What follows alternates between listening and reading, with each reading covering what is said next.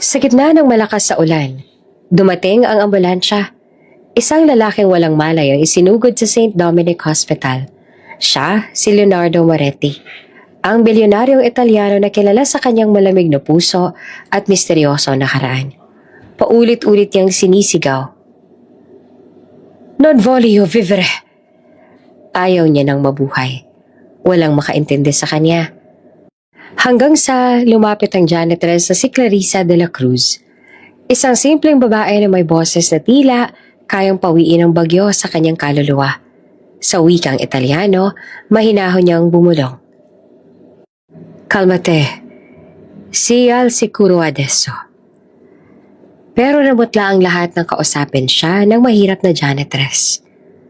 Paano kung ang babaeng nagpasaya at nagbago sa kanya ay minsan ang winasak ng kaniyang nakaraan?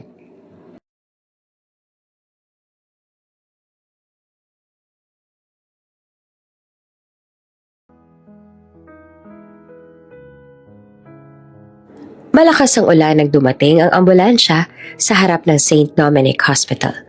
Basang-basa ang kalsada. Nagliliparan ng mga dahon at halos hindi marinig ng mga tao ang sigaw ng sirena sa lakas ng ulan. "Emergency! Male patient, mid-30s, possible overdose." Sigaw ng paramedic habang binubuksan ang likod ng ambulansya. 2 nurse agad ang sumalubong, sabay takbo papasok sa ER. Nakahiga roon ng isang lalaki maputla, basang-basa at may galos sa braso. Maganda ang forma ng mukha niya, matalas ang panga, mapupungay ang mata kahit nakapikit, at halatang banyaga. "Name?" tanong ng head nurse. "Leonardo Moretti," sagot ng paramedic. "Italian national. He was found unconscious in his hotel room. May mga empty pills sa bedside table." Napatitig ang mga tao. "Si Leonardo Moretti?" bulong na isang doktor. "Yung bilyonaryong Italian investor na may hotel chain dito sa bansa?" "Oo, siya raw," sagot naman ng nurse. "Pero bakit naman ganito nangyari sa kanya?" Habang nagmamadali ang mga doktor, biglang nagsimulang magsalita ang lalaki kahit mahina ang boses. "Non voglio vivere." Paulit-ulit niyang sinasabi. "Ha? Ano sinasabi niya?" "Di ko alam. Siguro delirious pa." "Non voglio vivere!" Mas malakas sa sigaw ni Leonardo. Halatang puno ng galit at sakit. Nagkatinginan ng mga nurse. Walang makaintindi sa sinabi ng bilyonaryo. Hanggang sa isang boses ang marinig sa likod. "Non voglio vivere." Ibig sabihin ayaw niya nang mabuhay. Mahinahon pero malinaw ang boses. Lumingon silang lahat. Nakatayo sa gilid ang janitress na si Clarissa de la Cruz. May hawak pang mop at timba. Basa rin ang kanyang buhok. Marahil, galing sa labas para maglinis. Tahimik pero matatag ang tindig. "Clarissa, bumalik ka na nga sa duty mo." Sabat pa ng isa. Ngunit hindi siya gumalaw. Lumapit siya sa kama ni Leonardo. "Please, let me try," sabi niya. At sa tono ng boses parang alam niya kung ano ang ginagawa. Nagtataka ang mga doktor pero pinayagan siya. Lumapit si Clarissa sa lalaki. Marahang hinawakan ng kamay nito. "Calmati, sia al sicuro adesso."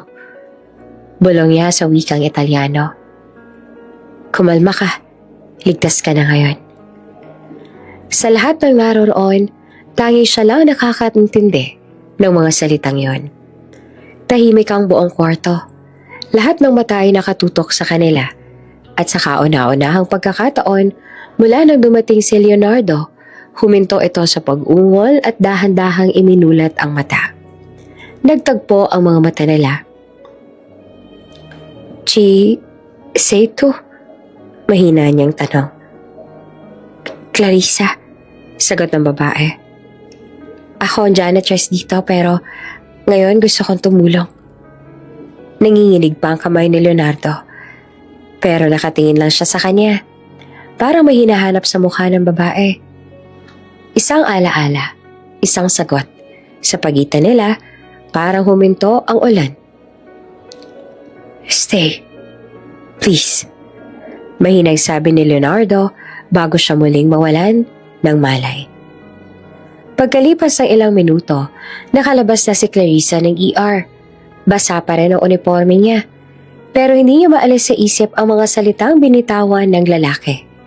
Hindi niya alam kung bakit parang kumirot ang puso niya. Marahil dahil nararamdaman niya ang bigat sa boses nito. Yung tono ng taong ayaw nang mabuhay. Habang naglilinis siya ng hallway, narinig niya ang mga nurse na nag-uusap. Ang weird na no? Bakit siya lang nakakapagpatahimik sa bilyonaryo? Baka coincidence lang. Pero ang creepy. Ngumiti si Clarissa, pero hindi na sumagot. Sanay na siyang hindi pinapansin o ginagawang biro. Janitress lang naman siya. Walang dahilan para pansinin ng mga tao. Pero sa loob-loob niya, hindi niya maipaliwanag ang kakaibang kirot sa dibdib. Parang kilala niya ang lalaking iyon. Parang narinig niya na ang boses na iyon noon sa panaginip o sa nakaraan na pilit niyang kinalimutan. Kinabukasan, nakatakda na si Leonardo sa private room. Room 407, sabi ng nurse. Confidential, no media. The patient security team already arrived. Tahimik si Clarissa habang dumadaan sa hallway. Hindi niya dapat lapitan si Leonardo, pero hindi niya rin maiwasang mapaisip. Bakit isang bilyonaryo ang gustong mamatay? Habang naglilinis siya sa labas ng kwarto, narinig niya ang mga bodyguard na nag-uusap. Boss is stable, pero ayaw pa rin magsalita. Ang sabi ng doktor, kailangan daw ng psychological therapy. Good luck finding a shrink he'll actually talk to. Napatingin si Clarissa sa pinto. Gusto niyang buksan, pero pinigilan niya ang sarili. Hanggang sa biglang bumukas ito. Si Leonardo mismo bumukas. Naka-hospital gown, maputla pa rin pero gising na. Napatigil silang lahat. Sir, you should rest, sabi ng guard. Who was the woman yesterday? Tanong ni Leonardo, mabagal pero malinaw. The one who spoke to me in Italian? Tahimik, walang gustong sumagot. Pero mula sa dulo ng hallway, lumitaw si Clarissa. May hawak na mop na nakatingin sa kanya. Nagtagpong muli ang kanilang mga mata. Phew, sabi ni Leonardo, halos pabulong. You understand me? Kaunti lang po. Sagot naman ni Clarissa na kinakabahan. Marunong lang ako ng basic na Italian. Why? Dati ho akong OFW sa Milan. Sagot niya na pilit na ngumiti. Pero ngayon, janitress na lang po ako rito. Tinitigan siya ni Leonardo. Mahaba, malalim, parang binabasa ang kaluluwa niya. I see. Mahinang sabi niya. You saved me. Hindi ko kayo sinakip. Sagot naman ni Clarissa na marahang ngumiti. Kaya ho pinili niyong mabuhay ulit. Ngumiti naman si Leonardo. Mahina pero totoo. At sa sandaling iyon, napansin ng lahat ang bilyonaryong kilala sa pagiging malamig ay biglang nagkaroon ng liwanag sa mga mata. Pagkaalas ni Leonardo, hindi na mapakali si Clarissa. Nakatitig siya sa sahig habang naglilinis. Pero ang utak niya ay lumilipad sa lalaking may mga mata ng isang taong nabubuhay sa dilim. Clarissa! Tawag ng kasama janitress. Okay ka lang ba? Para ka natutulala dyan. Ha? Oo. Pagod lang siguro. Ngumiti siya. Pero ang totoo, gulong-gulo ang isip niya. Hindi niya alam kung bakit parang may connection siya kay Leonardo.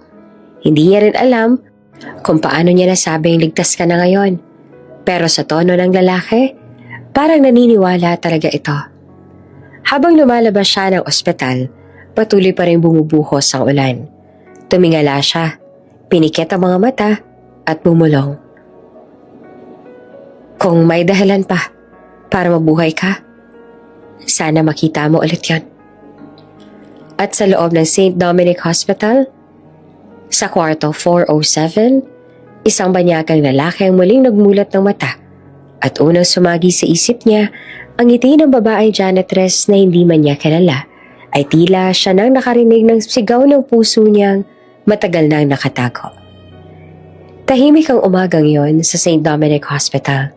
Ang araw ay bahagyang sumisilip sa bintana ng room 407 kung saan nakaupo si Leonardo Moretti. Nakatanaw lang sa labas, parang may hinahabol na hindi niya maabot. Habang naglilinis ng sahig si Clarissa, napapatingin siya paminsan-minsan sa lalaki. Tahimik ito, halos hindi gumagalaw. Pero ramdam niya ang bigat ng iniisip nito. Parang bawat hinga, may dalang lungkot. "Good morning, Senyor Leonardo." Bati niya na pilit na magaan ang tono. Tumangulang ito. Hindi man lang lumingon. "Breakfast is here," sabi ng nurse at inilapag ang tray. Pero hindi man lang tinignan ni Leonardo ang pagkain. "Hindi kayo kakain?" tanong ni Clarissa. Bahagyang lumapit habang pinupunasan ang lamesa. "I'm not hungry," mahinang sagot naman ng lalaki. Habang tuloy sa pagtitig sa labas ng bintana, "Baka mamaya magutom kayo," sabi pa ni Clarissa. "Sayang naman yung omelette. Amoy Italy pa naman." Napatingin ito saglit sa kanya, tsaka muling lumingon sa labas.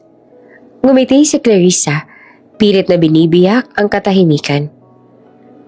"You know, in the Philippines, bawal na hindi kumakain. Masama sa mood. Kapag gutom, lahat ng problema mas mabigat."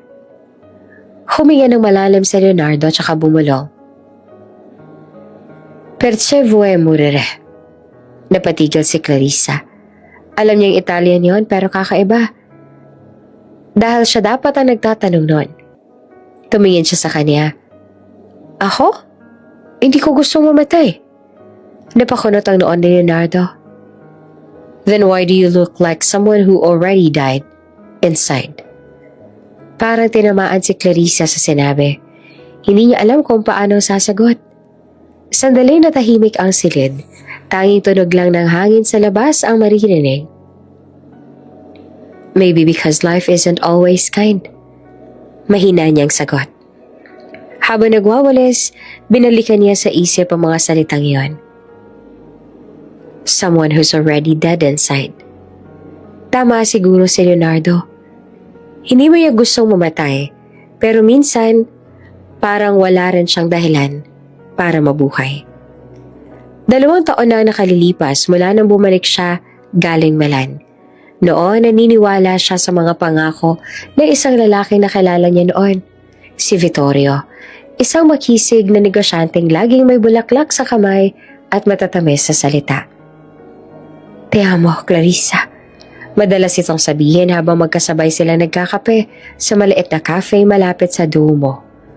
Akala niya siya na ang babaeng mamahalin nito habang buhay. Hanggang sa isang araw, natuklasan niyang may asawa at anak pala ito. Walang pasabay, iniwan niya si Vittorio. Nagising siya isang umaga sa apartment na walang laman, maliban sa isang sulat. "I'm sorry.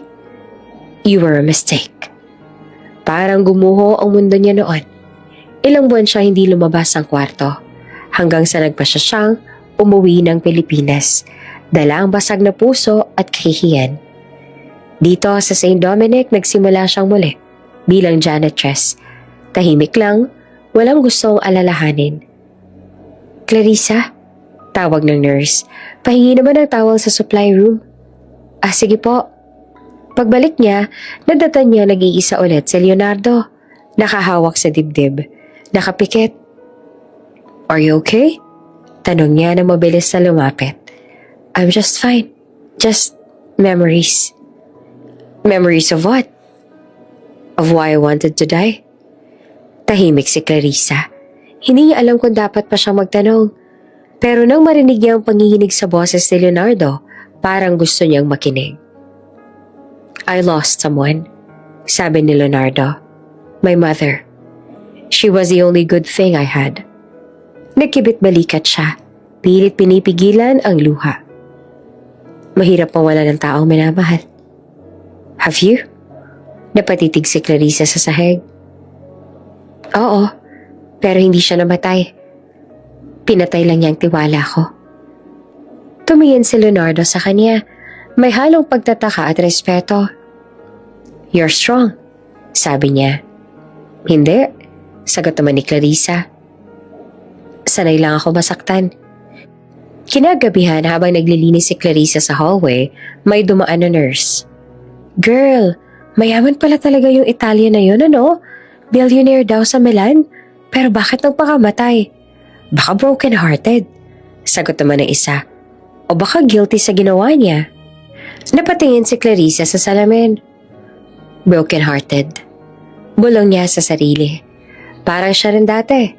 Nasugatan, nagkamali, pero tuloy pa rin. Baka pareho lang kami. Isip niya. Parehong sugatan.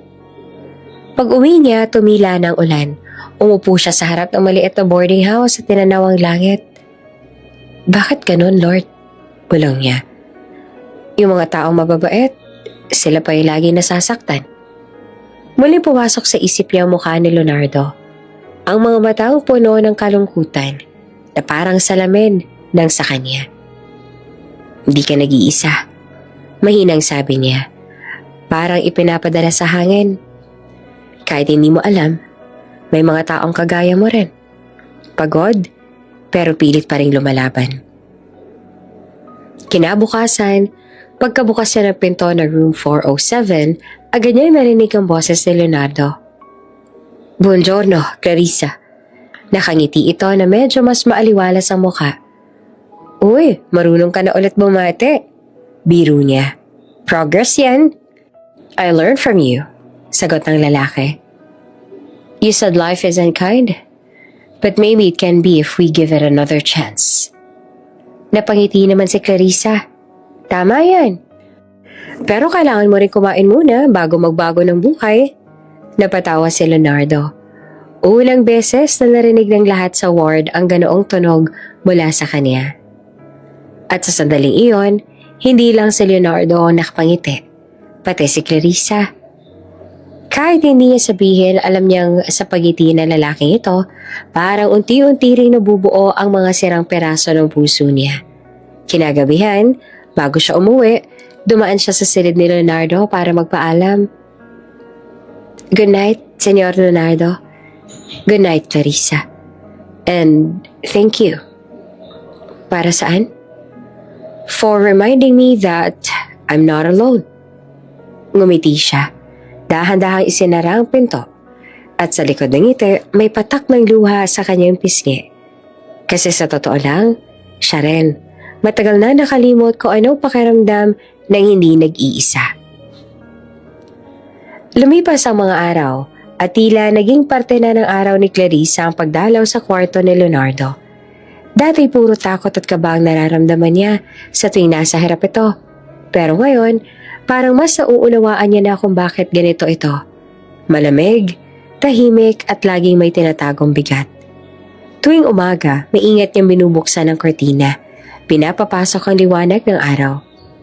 Mas maganda pag maliwanag, sabi niya minsan habang pinupunasan ang mesa. Hindi ako sanay sa liwanag. Sagot naman ni Leonardo na nakaupo pa rin sa gilid ng kama. Hawak ang tasa ng kape pero hindi naman iniinom. Baka yan ang problema mo. Lagi mong kinukulong ang sarili mo sa dilim. Napatingin ito sa kanya. Parang napaisip. Habang tumatagal, nagiging mas komportable si Clarissa. Nilalagyan niya na ng mga bulaklak ang mesa, mga puting lirio o rosas sa galing sa hardin, para mabawasan ang lungkot ng kwarto mo. Aniya, tinignan ni Leonardo ang bulaklak. Hindi ako mahilig sa bulaklak. Hindi rin naman ako mahilig masaktan, pero heto tayo. Balik ni Clarissa, sabay ngiti. Hindi niya inaasahan na titingnan siya ni Leonardo ng matagal, tsaka bahagyang umiti. Isang ngiting halos hindi mo mapansin, pero totoo. Ngumiti ka naman, Senyor Leonardo. Nakakatakot ka kapag seryoso, sabi niya sabay tawa. Ngumiti ako dahil sa'yo. You are strange, Clarissa. Mas okay na ho yun kesa sa malungkot.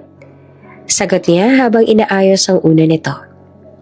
Isang hapon, habang naglilinis siya ng kwarto, napansin niya ng matagal itong nakatitig sa labas ng bintana sa mga ulap na dumadaan. Namiss mo ba ang Italy? Tanong niya. Tahimik at ilang segundo bago ito sumagot. Hindi ang lugar, pero ang mga taong naiwan ko, oo. Hindi na siya nagtanong pa, pero ramdam niya ang lungkot sa boses nito. Parang may gustong sabihin pero pilit na nilulunok. Kinagabihan, habang nag-aayos siya ng mga gamit, hindi sinasadyang natabig ni Clarissa ang maliit na kahon sa mesa. Tumunog ito ng pulutin niya. Nakita niya ang isang lumang larawan. Isang batang lalaki at isang babae, magkahawak kamay. Pareho nakangiti. Biglang nag-ibang mukha ni Leonardo na makita niya iyon. Huwag mong gagalawin yan, madiin niyang sabi. Agad naman na napayo ko si Clarissa. Pasensya na po, hindi ko sinasadya. Ilang segundo ng katahimikan bago nito marahang iniabot ang larawan. Si Mama, nung bata pa ako. Hindi alam ni Clarissa kung paanong tutugon. Kamukha mo siya, sabi na lang niya. Tumango naman si Leonardo, ngunit mapapakas ang sakit sa mga mata. She died because of my father. Dahil sa kanya, nawala ang tanging taong naniniwala sa kabutihan ko. Tahimik si Clarissa. Lumapit siya. Hindi para mangusap, kundi para iparamdam na naroon lang siya. Alam mo, marahang sabi niya, hindi mo kasalanan kung anong ginawa ng magulang mo. Pero may choice ka kung anong klaseng tao ka magiging. Napatingin naman si Leonardo sa kanya, tila natigilan. Clarissa, bulong nito. Bakit parang dali mo sabihin na kaya pa akong ayusin? Ngumiti siya. Kasi minsan, kahit gaano katigas ang yelo, natutunaw din pag may araw na tumama. At sa unang pagkakataon, matapos ang mahabang panahon, naramdaman ni Leonardo na may liwanag na rin pwedeng pumasok kahit sa pusong matagal nang nagyelo. Tahimik ang ospital ng gabing iyon. Halos wala ng tao sa hallway. Tanging ilaw ng nurse station at mahinang tunog ng monitor ang maririnig. Kakatapos lang ni Clarissa sa pag-aasikaso ng kanyang shift nang mapadaan siya sa silid ni Leonardo. Napahinto siya nang marinig ang impit na iyak mula sa loob. Maingat niyang binuksan ang pinto at nakita niyang pinagpapawisan si Leonardo habang humihigpit ang kapit sa kumot. Mama, nanlas kyarbe. Mahina nitong bulong habang umiiyak. Agad siyang lumapit. Senyor Leonardo, gising ka na. Panaginip lang yan. Marahan niya sabi at hinawakan ng kamay nito. Bigla namang nagmulat ang mata si Leonardo. Nanginginig na parang laging nasa bangungot. My father, garalgal nitong wika. He killed her. He made her jump. Napangiti naman si Clarissa. Hindi niya alam kung anong dapat sabihin. Pero ramdam niya ang bigat ng bawat salita. Ligtas ka na ngayon, Senyor Leonardo. Marahan niyang sabi habang pinupunasan ng pawis sa noon nito. Wala na sila rito. Tapos na yun.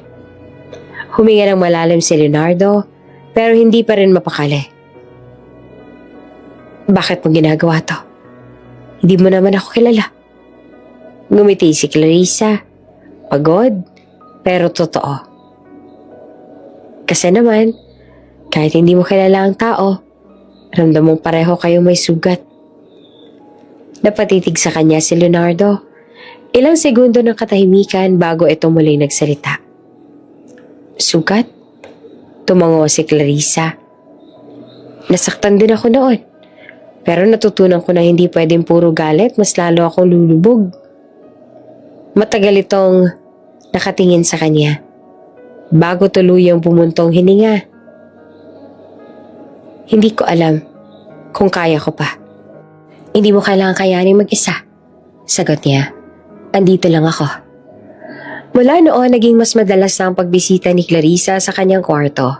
Kapag may break siya, dinadala niya ito ng mainit na tinapay at kape. Minsan, nagbibiro siya para mapangiti ito. Ngumiti ka naman, senyor. Baka akalain ng doktor, galit ka talaga sa mundo. Sabi niya minsan.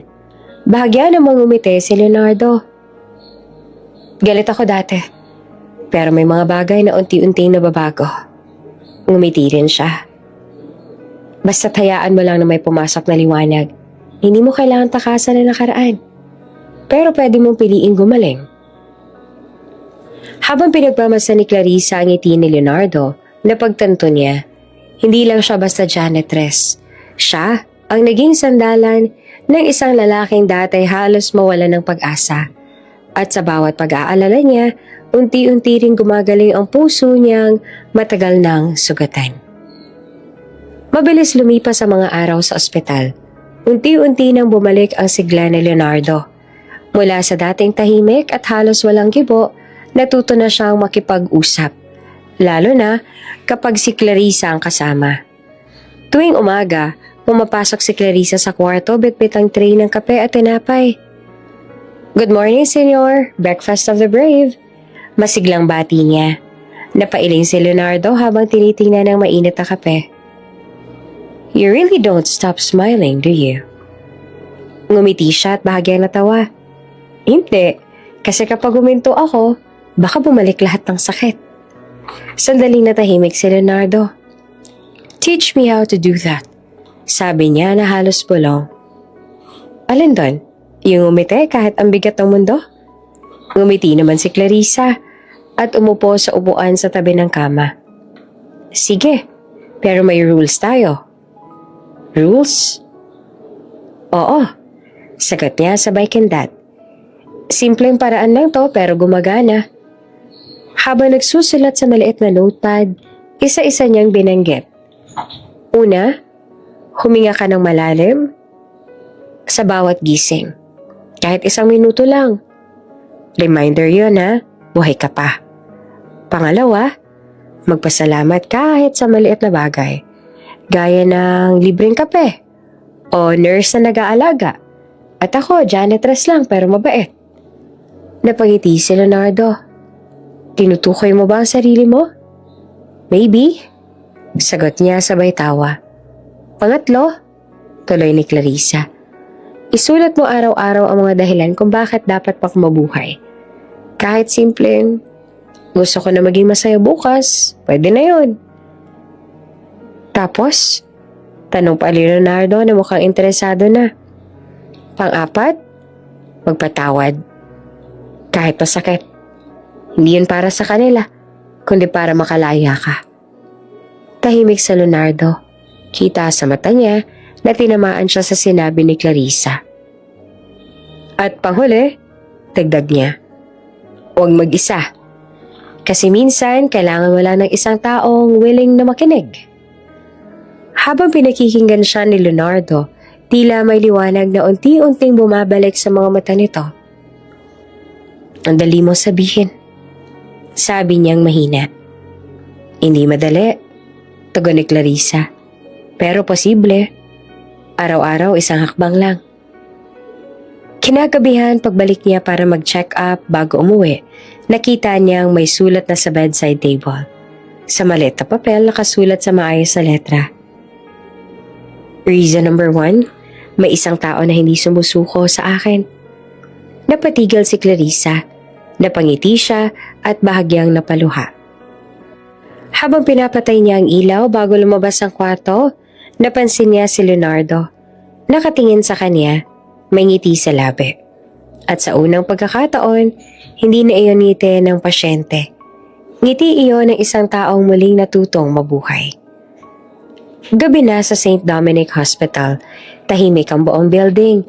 Tanging tunog na lang ng ventilador at mga yapak ni Clarissa sa sahig ang maririnig.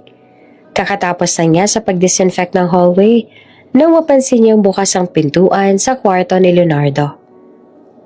Senyor Leonardo, tawag niya sabay silip.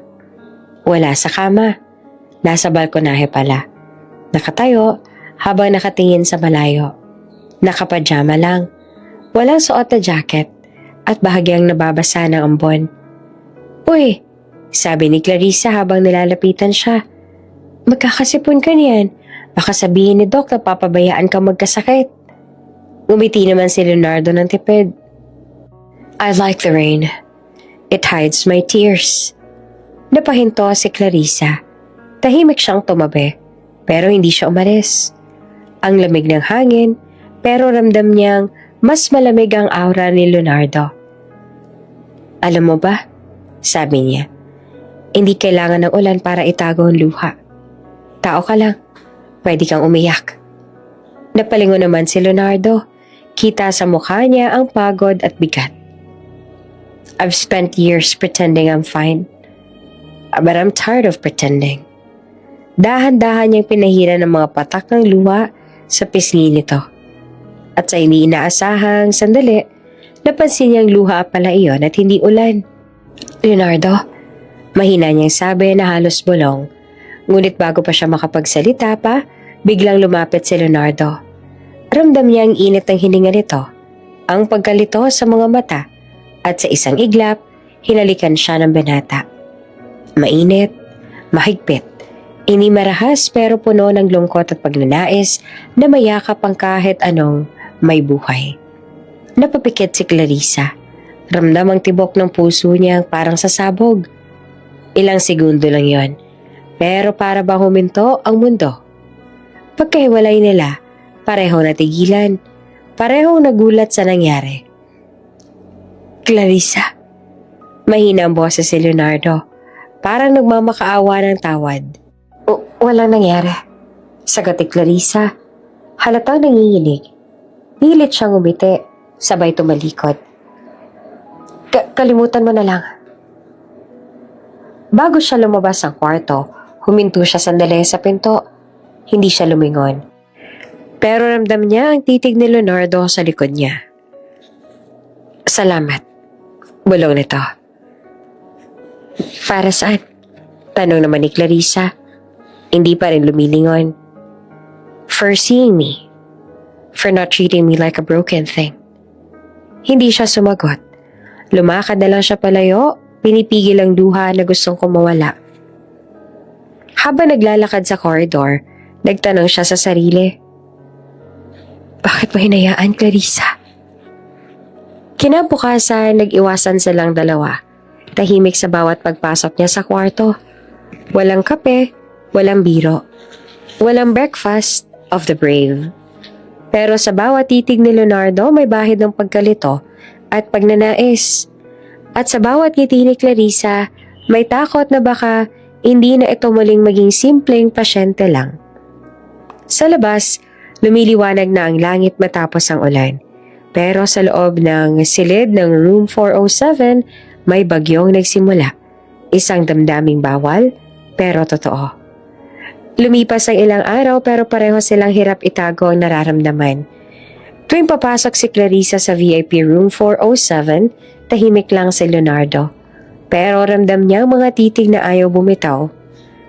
"Good morning," bati ni Clarissa na pilit na casual habang inaayos ang mga gamot sa tray.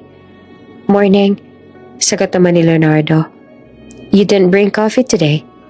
Napatingin siya sabay tawa na mahina.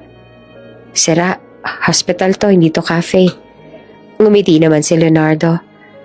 "But you always make me feel like one." Natahimik si Clarissa. Ramdam niyang namumula ang pisngi niya habang iniiwas ang tingin. Para maiba ang usapan, tinignan niya ang chart.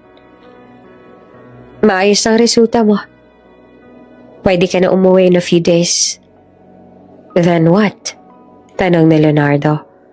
"Wala na tayo?" Napatigil naman si Clarissa. "Tayo?" Mahinang sabi niya. "Leonardo, pasyente po kayo dito. Baka nakakalimutan niyo." "Ngunit hindi ako pasyente pag tinitingnan mo ako." Sagot niya sabay hawak ng kamay niya. Mainit ang palad, pero nanginginig. "Clarissa, te amo. You saved me." Nabigla siya, pero hindi niya hinila ang kanyang kamay. Sa halip naramdaman niyang tumulo ang luha sa pisngi niya. Hindi mo alam kung gaano rin ko pinuha yung mga ngiti mo. Sagot niya sa pagitan ng hikbi. Walang ibang salita, tahimik lang sila, pero ramdam ang bigat ng damdamin. Lumapit si Leonardo at sa sandaling iyon parang tumigil ang mundo. Niyakap niya si Clarissa, mahigpit. Parang ayaw na siyang bitawan. Stay, pakiusap niya. Hindi ko alam kung kaya ko. Sagot ni Clarissa, humihinga ng mabilis. Kaya mo, kaya natin. At sa gabing iyon, sa silid room 407, pinunit nila ang mga pader ng takot at sakit. Ang bawat halik ay parang gamot. Ang bawat haplos ay parang pangakong hindi mababali. Walang luho, walang musika, tanging dalawang pusong sabay na tumitibok sa gitna ng katahimikan. Matapos ang ilang sandali, nakahiga na si Clarissa sa tabi niya, nakatingin sa kisame. Tahimik naman si Leonardo, hawak pa rin ang kamay niya. Alam mo bang dati, ayaw ko na talagang mabuhay, sabi ng binata. Pero dumating ka. Ngumiti naman si Clarissa, pero may luha sa mata. At alam mo bang dati, takot na takot ako magmahal. Nagtagpo ang mga tingin nila. Bakit? Dahil sa tuwing may minamahal ako, may nawawala. Tahimik ulit. Hangin lang ng aircon ang maririnig. Pero sa ilalim ng katahimikan, may gumagalaw na pangamba sa puso ni Clarissa. Habang nakayakap siya kay Leonardo, may kakaibang kirot sa dibdib niya. Parang deja vu. Parang matagal niya nang naramdaman ang init ng yakap na yon. Clarissa, bulong ni Leonardo na nakapikit. May pakiramdam ako matagal na kitang kilala. Hindi ko lang alam kung saan. Napakapit naman si Clarissa sa kanya. Sa ilalim ng ilaw ng silid 407, dumampi ang takot sa kanyang puso. May koneksyon sila. Isang lihim na babago sa lahat. Mabilis ang paglipas sa mga linggo. Sa bawat araw na dumaraan, unti-unting bumabalik ang sigla ni Leonardo. Hindi na siya yung lalaking halos walang ganang mabuhay noong una siyang makita ni Clarissa sa ospital. Ngayon, tuwing pumapasok si Clarissa sa silid, ay lagi na siyang sasalubungin ng ngiti. Buong araw ka maglalakad? Biro ni Clarissa habang inaayos ang mga gamot niya. Of course. The doctor said I'm getting stronger. Maybe I can finally go home soon. Good, sagot naman ni Clarissa. Nakangiti, pero may bahagyang lungkot sa tono. Pero huwag mo namang kalimutan ang payo ko. Breathe. Be thankful. Right reasons to live. Bangkit ni Leonardo. Parang batang nagme-memorize. Natawa si Clarissa. Very good, patient Moretti. Sa unang pagkakataon, nagmukhang totoo ang mga ngiti nila. Hindi lang dahil sa gamot, kundi dahil sa pag-asa. Isang hapon, dumating si Dr. Marquez at ngumiti. Mr. Moretti, I have good news. You're officially discharged. Halos sabay silang napangiti ni Clarissa. Totoo ba yan? Tanong ni Leonardo. Halos hindi siya makapaniwala. Yes, tugon naman ng doktor. Just continue your therapy and take it easy. Habang inaasikaso ni Clarissa ang mga papeles, napatingin si Leonardo sa kanya. Ilang linggo lang nakalipas pero pakiramdam niya matagal na silang magkasama. Ang babae na minsang simpleng janitress lang sa paningin niya, ngayon ay parang naging dahilan ng bawat tibok ng puso niya. Pagkatapos ang lahat, lumapit siya kay Clarissa. Thank you, sabi niya ng taimtim. Ngumiti naman si Clarissa. Wala yon. Pero alam nilang pareho, hindi lang trabaho na magitan sa kanila. Ilang araw pagkatapos makalabas si Leonardo, nakatanggap si Clarissa ng tawag. Clarissa? Si Leonardo iyon na may halong saya sa boses. I'm home. I'm wondering, baka gusto mong bumisita? Ha? Sa bahay mo? Yes. I want to show you something. You deserve to see my world. Nagdalawang isip siya, pero sa huli ay pumayag din. Sige, pero sandali lang ako ha. May duty pa ako mamayang gabi. Deal, sagot naman ni Leonardo. I'll send someone to pick you up. Kinabukasan tumigil ang isang itim na sasakyan sa tapat ng boarding house si Clarissa. Driver pa lang halatang galing sa mayaman. Pagdating niya sa Forbes Park, halos hindi siya makapaniwala sa laki ng mansyon. Mga fountain, halatang imported na bulaklak, at mga gwardyang nakaitim na uniforme. Clarissa, bungad ni Leonardo sa pinto, suot ang simpleng polo. Hindi na siya mukhang pasyente, mukha na siyang bagong tao. Welcome to my home. Ngumiti siya at medyo naiilang. Grabe, parang museum to ah. Baka madumihan ko lang yung sahig. Don't worry, you belong here. More than anyone else. Sagot naman ni Leonardo. Hindi niya alam kung paanong tatanggapin iyon, kaya ngumiti na lang siya. Habang iniikot niya ang bahay, napansin niyang tahimik at malamig ang aura ng mansyon. Maganda pero may lungkot. May mga painting ng mga babae, mga tanawin ng Italy, at isang malaking larawan ng babaeng may mahaba at kulot na buhok. Ang ina ni Leonardo. She's beautiful. Yes, sagot naman ni Leonardo, mahina ang boses. She was everything to me until my father took her away. Tahimik silang dalawa, pero hindi yun mabigat na katahimikan.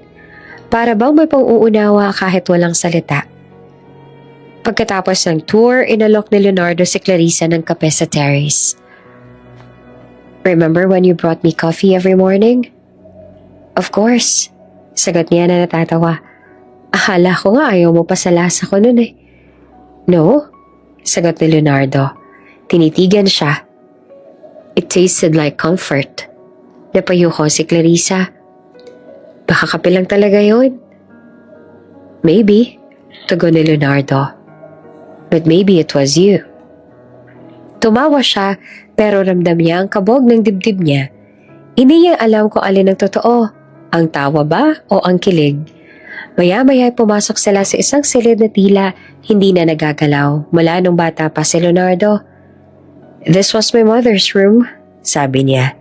Tahimik lang si Clarissa habang pinagmamasa ng mga gamit, mga lumang libro, violin case at isang photo frame. Kinuha niya iyon at doon ay natigilan siya. Nalaglag ang kamay niya. Clarissa? Tanong ni Leonardo at lumapit. Are you okay? Ngunit hindi siya nakapagsalita. Sa loob ng frame may larawang kuha sa Milan. Isang babae at isang lalaki sa harap ng Duomo de Milano. Ang lalaki minsan ang sumira ng buhay niya. Ang ama ni Leonardo. Si Don Vittorio Moretti. Nanlamig si Clarissa. Parang biglang bumalik ang lahat ng sakit, lahat ng gabi, ng luha at pagtitiis sa bansang iyon. Clarissa, what's wrong? Ulit ni Leonardo, pero hindi niya marinig. Ang mundo niya ay biglang umikot. Sa isang iglap, nagtagpo ang dalawang sugat ang kaluluwa, at ang sugat na akala nilang gumaling na, muling pumuka. Tahimik ang hapon na iyon sa mansyon ng mga Moretti. Habang abala si Leonardo sa pagtawag sa mga tauhan, sinamantala ni Clarissa ang pagkakataong mag-ikot pa. May kakaibang hatak ang bahay. Parang bawat sulok ay may kasaysayang nakatago. Bawat larawan ay may mga kwento ng kalungkutan. Pumasok sila sa room ng ina ni Leonardo. Tahimik lamang si Clarissa habang pinagmamasa ng mga gamit. Mga lumang libro, violin case at isang photo frame. Kinuha niya iyon at doon natigilan siya. Si Don Vittorio Moretti, ang lalaking minsan ang sumira sa buhay niya. Ang lalaki nangako ng pag-ibig sa Milan. Ngunit may asawa at anak na pala. Nanlambot ang tuhod ni Clarissa. Para bang biglang bumalik ang lahat ng sakit. Ang mga gabing umiiyak siya sa maliit na apartment. Ang pagkatuklas niyang niloloko lang siya. At ang araw na halos wala na siyang makain, kaya nagdesisyong umuwi ng Pilipinas. Ngayon ay narito siya sa bahay ng anak niya, ang lalaking minahal niya na hindi niya alam ang koneksyon. Clarissa? Tawag ni Leonardo mula sa likuran. Mabilis siyang tinakpan ng gulat sa mukha at ngumiti. Sorry, Ang ganda lang ng painting na nakasabit sa dingding. Pero hawak pa rin ang frame ng picture ng mag-asawa. Napatingin ako. Lumapit si Leonardo at nakangiti. My father, he had this painted when I was 10. He used to say family legacy must never be forgotten. Family legacy. Mahinang sambit ni Clarissa, pilit na tumatawa. Mukhang mabait siya. Ngumiti si Leonardo, ngunit may lungkot sa mata. He was powerful, but kind? No, I wish he was. Tumango lang si Clarissa. Hindi niya kaya sabihin pa. Sa loob niya, parang may pader na bumagsak. Isang pader ng tiwala, ng pagmamahal, ng kapayapaan. Ngayon, lahat ng iyon ay nagulo na naman. Pagkatapos ng tour, inalok siya ni Leonardo sa tsaa sa veranda. You're quiet today. Something's wrong? Umiling siya. Wala. Pagod lang siguro. Ang laki kasi ng bahay niyo. Oh, maybe I showed you too much. Biro pa ng lalaki. Ngumiti siya. Hindi naman. Maganda lang. Overwhelming. Ngunit sa isip niya, hindi maganda ang lahat. Sa bawat hakbang, naririnig niya ang pangalan ni Don Vittorio. Parang multo na bumabalik sa alaala niya sa Milan. Ang mga yakap, ang mga pangakong, te amo, at ang halik na minsang akala niyang totoo. Napapikit siya sandali. Hindi niya kayang sabihin kay Leonardo. Hindi pa ngayon. Pag uwi niya sa boarding house, hindi siya mapakali. Paulit-ulit sa isip niya ang mukha ni Don Vittorio sa larawan. Bakit naman ganito, Diyos ko? Bakit sa anak pa niya ako mai-in-love? Binuksan niya ang maliit na kahon. Sa ilalim ng kama, ang mga lumang larawan at sulat mula sa Italy. Doon nakita niya ulit ang litrato nila ni Don Vittorio. Magkahawak kamay sa harap ng cathedral sa Milan. Ngayon ay kinilabutan siya. Parehong eksena.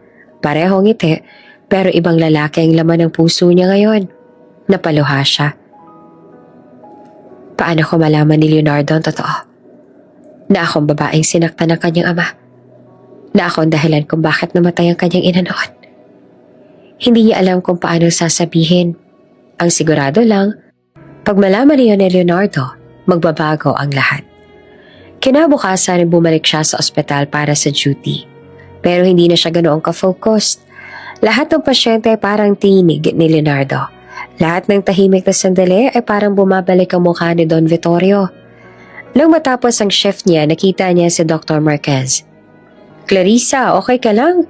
Parang lutang ka nitong mga nakaraang araw Ngumiti siya ng pilit. Pagod lang po, Doc. Well, take care of yourself. You've been through a lot lately. Tumango siya. Opo, salamat po. Sa labas ng ospital, tumigil siya sandali. Nakatitig lang sa ulan na nagsimula ng pumatak. Hindi niya pinansin. Ayaw niya nang gawing simbolo ng kalungkutan ang ulan. Pero kahit na ganoon, hindi niya mapigilang maramdaman ang lamig. Pag-uwi niya sa bahay, may mensahe sa phone. I miss talking to you. Dinner tomorrow? Galing kay Leonardo. Pinag-isipan niya ng matagal. Dapat bang harapin ko siya o umiwas muna? Pero sa huli, pinili niyang harapin. Hindi niya kayang biglain ang paglayo. Kahit alam niyang bawat sandaling magkasama sila, ay parang naglalakad siya sa gilid ng bangin. Kinabukasan, nagkita sila sa isang Italian restaurant sa Makati. Simple lang si Leonardo. White shirt, jeans, at isang ngiti na parang walang alam. You look tired, sabi niya habang inaabot ang kamay ni Clarissa. Night shift, sagot niya. Pero ayos lang. Habang kumakain sila, napansin ni Clarissa kung gaano nang kabuhay si Leonardo ngayon. Mas madaldal, mas may sigla, mas masaya. I never thought I'd enjoy food again, sabi nito. Oh, that's good, tugon niya. You're finally healing. You healed me, sagot naman ni Leonardo na nakatitig sa kanya. At doon na naman ang titig na kayang tunawin lahat ng paninindigan niya. Leonardo, mahina niyang sabi. Yes? Nothing. Mabilis siyang sagot. Mainit lang yung soup. Tumawa si Leonardo. You know what? You're cute when you lie. Napangiti siya. Pero sa loob niya, gusto niya nang sumigaw. Hindi mo alam kung gaano kalaking kasinungalingan ang pinapasan ko. Pagkatapos ng dinner, inihatid siya ni Leonardo pa uwi. Sa harap ng boarding house, sandaling katahimikan. Clarissa? Sabi niya. I don't know what I did to deserve you in my life. But I'm grateful. Ngumiti siya kahit nanginginig ang labi. Huwag kang magsalita ng parang paalam, Leonardo. Hindi naman to paalam. Sagot niya. It's a promise. At bago siya bumaba ng sasakyan, marahan niya ginawakan ng kamay ni Leonardo. Thank you for making me remember what it feels like to be alive. Sabi niya. Ngumiti si Leonardo. Walang kamalay-malay sa bagyong nasa loob ng puso ni Clarissa. Pagpasok niya sa kwarto, doon lang siya tuluyang napaiyak. Ang larawang nakita niya sa mansyon ay hindi lang nakaraan. Ito ay banta. Isang lihim na kapag nabunyag, maaari sirain ang pag-ibig na akala niyang magpapagaling sa kanya. Mula na makita ni Clarissa ang larawan ni Don Vittorio sa mansyon, hindi na siya muli naging payapa. Tuwing magkasama sila ni Leonardo, para siyang nilalaman ng sariling konsensya. Sa bawat ngiti ng binata, nakikita niya ang anino ng ama nito. Ang lalaki minsang pinaniwala siya sa pag-ibig bago siya sirain. Hindi alam ni Leonardo sa likod ng mga ngiting iyon ni Clarissa, may sugat na muling bumubukas. Clarissa? Tawag ni Leonardo isang umaga. You're spacing out again. Are you sure you're okay? Ngumiti siya ng pilit. Okay lang ako, Leo. Medyo pagod lang. Then rest, you've been working too hard. Tumango siya. Pero sa loob niya, gusto niyang sumigaw. Kung alam mo lang. Kung alam mo lang kung bakit ako hindi mapakali. Habang tinitingnan niya si Leonardo na nagtitimpla ng kape, hindi niya mapigilan ng luha. Parang multo ni Don Vittorio sa isip niya.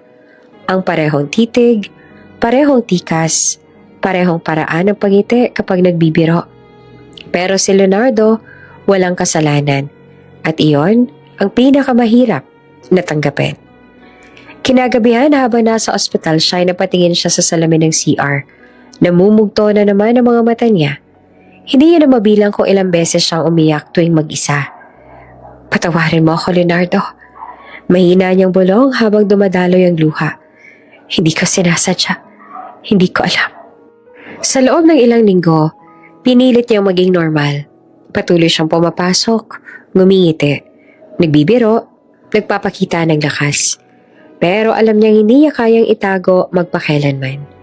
Hanggang isang gabi, habang nag-aayos sa mga gamit sa janitor's closet, napagpasyahan niya. Hindi siya pwedeng manatili. Kinabukasan, dinala niya sa HR resignation letter niya. Clarissa, sabi ni Dr. Marquez halatang nagulat. Sigurado ka ba? You've been doing really well here. Bakit naman biglaan? Tahimik lang siya sandali bago sumagot. Kailangan ko lang pong magpahinga, Doc, para sa sarili ko. Tinapik siya ng doktor sa balikat. Pero kung yan ang desisyon mo, I respect that. Pero tandaan mo, this hospital will always welcome you back. Ngumiti naman siya, pero wala sa mata ang saya. Salamat po. Habang nilalakad niya ang hallway palabas, napatingin siya sa room 407, ang dating silid ni Leonardo. Parang biglang sumikip ang dibdib niya. Dito nagsimula ang lahat, at dito na rin niya tuluyang tatapusin. Kinagabihan nagdesisyon siyang pumunta sa mansyon. Sinigurado niyang wala si Leonardo roon. Ayon sa kasambahay, may business meeting ito sa Makati at malamang gabing-gabi nang umuwi. Nang makapasok siya, hindi niya maiwasang mapaluha. Lahat ng alaala nila biglang sumulpot. Ang tawa ni Leonardo sa veranda, ang kape, ang mga usapang walang kaseryosohan pero puno ng lambing. Bitbit ang isang maliit na sobre, lumapit siya sa piano room, ang paborito nitong lugar. Doon niya inilagay ang sulat sa ibabaw ng piano keys. Huminga siya ng malalim bago umupo sandali. Leonardo, bulong niya. Mahal kita, pero hindi ko kayang saktan ka. Naisip niyang baka sa ibang buhay, pwede sana sila. Kung hindi lang siya nasaktan noon, kung hindi lang ang ama niya ang lalaking naging bangungot ng kanyang nakaraan. Oops! May break muna. Gusto mo bang ma-shoutout dito sa channel ni Ate Jane? Mag-comment lang ng lesson you learned from the latest story uploaded. Dahil pipili kami ng isang best comment of the day para i-shoutout sa susunod na upload. Kaya huwag kalimutang mag-iwan ng lesson you learned after you watch this video. Maraming salamat! Shoutout nga pala kina Gandang Leia from Germany, Japanese Vlogs from Davao, at Ellie Ramirez from Caloocan. Sa ating mga taga-subaybay, paki-comment naman po sa baba kung taga saan kayo. Para alam ko kung hanggang saan umaabot ang mga kwento ni Ate Jane at para ma-shoutout ko kayo sa mga susunod pa nating mga kwento. Maraming salamat sa pakikinig!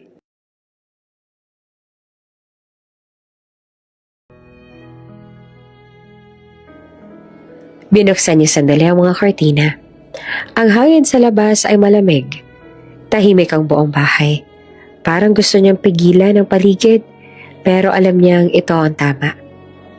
Tumingin siya sa paligid. Salamat, bulong niya. Dito ko natutunang magmahal ulit. Pero hanggang dito lang talaga. Lumakad siya palabas. Dala ang bigat ng mga alaala. Pagdating sa gate, tumingin pa siya sa mansyon. Isang huling beses. I wish I met you first, sabi niya sa hangin. Before all the pain. At tuluyan na siyang umalis. Ilang oras ang lumipas bago dumating si Leonardo. Pagod mula sa meeting, pero masaya. Habang papasok ng bahay, napansin niyang tahimik ang paligid. Clarissa? Tawag niya na umaasang nandun ito. I brought you pasta from your favorite restaurant. Walang sumagot. Nang pumasok siya sa piano room, napansin niya ang puting sobre sa ibabaw ng piano. May pangalan niya sa ibabaw, Leonardo. At amoy pabango ni Clarissa. Dahan-dahan niyang binuksan ang sulat. Mahal kita. Ngunit hindi ko kayang saktan ka. Patawarin mo ako. May mga lihim na mas mabuting manatiling tahimik bago pa masira ang natitirang maganda sa pagitan natin. Salamat dahil tinuruan mo akong muling mabuhay. Clarissa. Napaupo siya sa sahig, hawak ang sulat. Clarissa. Bulong niya na nanghinginig. Ano to? Bakit ka aalis? Tumayo siya taglakad sa paligid ng bahay. Tinatawag ang pangalan nito. Wala. Tanging amoy lang ng pabango at mga bakas ng alaala sa mesa ang naiwan. Lumapit siya sa bintana. Hinahanap ang anino ng babaeng minahal niya. Ngunit ang tanging kasama niya ay ang malamig na hangin ng gabi. Sa mga sumunod na araw, hinahanap ni Leonardo si Clarissa. Sa ospital, sa boarding house, kahit sa mga kapitbahay. Ngunit para siyang bula na nawala. Walang bakas, walang paliwanag, walang paalam. At habang nakaupo siya sa veranda kung saan madalas silang mag-usap, binalikan niya ang mga salitang binitiwan nito. Huwag kang magsalita ng parang paalam. Ngayon, iyon mismo ang iniwan niya. Isang paalam na hindi niya narinig, pero ramdam ng puso niya. Sa huling eksena ng gabi iyon, tinitigan ni Leonardo ang papel sa kanyang kamay. Ang tinta ay bahagyang nabasa ng luha. At habang dahan-dahan lumilipad ang sulat sa hangin, kasabay nitong nawala ang babaeng nagbalik ng kulay sa kanyang mundo. Ang tanging naiwan, ang humahalimuyak na luha at mga alaala. Mula nang mawala si Clarissa, para bang nawasak na ang buong mundo ni Leonardo. Ang bawat sulok ng mansyon ay naging alaala ng babaeng nagpaikot sa tahimik niyang buhay. Ang bawat amoy ng kape, bawat tunog ng piano, lahat ay nagsasalita ng pangungulila. Ilang araw siyang walang tulog. Binabalik-balikan niya ang sulat. Paulit-ulit hanggang sa halos kabisaduhin niya na bawat linya. Pero sa halip na sagot, puro tanong ang ibinibigay nito. Anong ibig niya sabihin na may lihim? Anong pinagsisisihan niya? Hindi siya mapakali. Hanggang sa napagpasyahan niyang bumalik sa Italy, ang lugar kung saan nagsimula ang lahat, at marahil doon din matatapos ang mga tanong. Paglapag niya sa Florence, sinalubong siya ng malamig na hangin ng Oktubre. 2 taon na rin mula nang huli siyang tumuntong doon. Habang minamasdan niya ang mga lumang kalsada, tila narinig pa rin niya ang mga sigaw at galit ng kabataan niya. Ang panahon ng masira ang kanilang pamilya. Ngayon, dala niya ang isang pangalan na bumabagabag sa isip. Clarissa de la Cruz.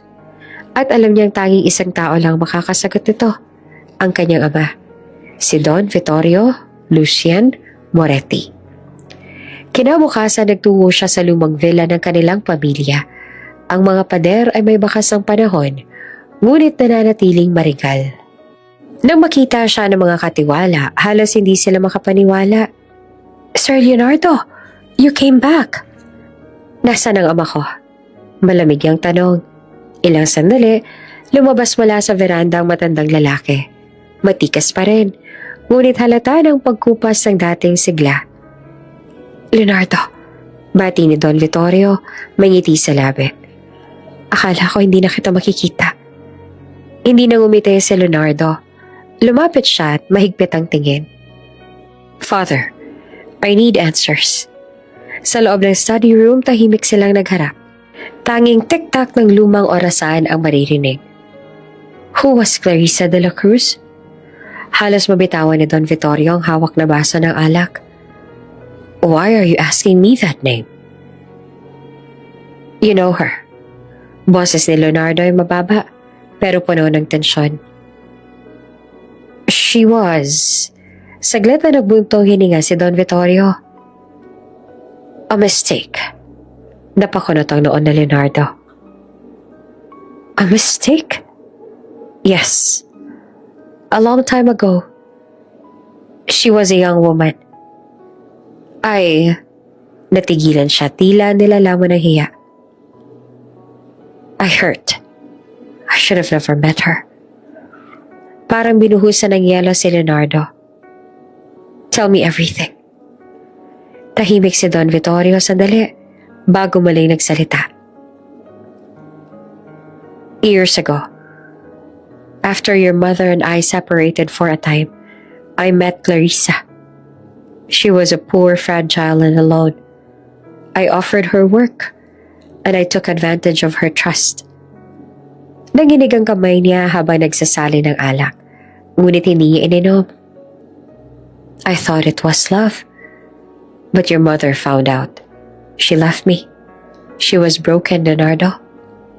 That affair destroyed her. Stop. Umiling si Leonardo.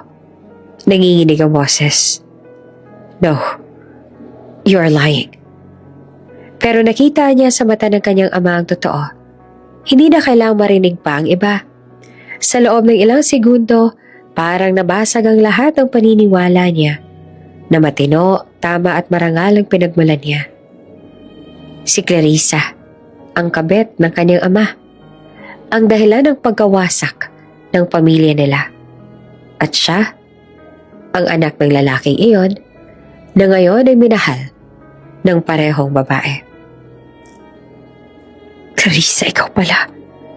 Mahina ngunit puno ng galit na pighati ang tinig niya. Para siyang sinaksak ng libo-libong karayom sa dibdib. Ang babaeng minahal niya ng buong puso. Siya mismo ang dahilan kung bakit namatay sa depresyon ang kanyang ina. Naalala niya bigla ang mga kwento ng ina noong binata pa siya. Ang mga gabing umiiyak ito sa kwarto habang sinasabing, may babae siya. Hindi niya alam noon kung sino. Ngunit ngayon malinaw na. Ang babaeng iyon ay si Clarissa de la Cruz. Tumalikod si Leonardo at halos maduwal. Leonardo, please, don't! Sigaw niya na nanginginig ang boses. You ruined everything. You destroyed her, and now you destroyed me too. Lumapit si Don Vittorio at nanginginig. Anak, I'm not your son. Bumagsak ang baso sa sahig at sumabog ang alak sa marmol na parang dugo. Hindi na siya lumingon pa. Lumabas siya ng villa bitbit ang bigat ng katotohanang halos hindi niya kayanin. Sa labas, umulan. Hindi malakas, banayad lang. Tila nakikiramay sa kanya. Ngunit bawat patak ay parang karayom na bumabaon sa balat niya. Lumuhod siya sa lupa, tinakpan ang mukha at unang beses sa loob ng maraming taon, umiyak. Clarissa, bakit hindi mo sinabi? Ang pangalan nito ay paulit-ulit niya sinasambit, parang dasal na hindi dinidinig. Ngayon, alam niya na kung bakit ito umalis, kung bakit may bigat ang bawat ngiti, kung bakit may takot sa bawat haplos.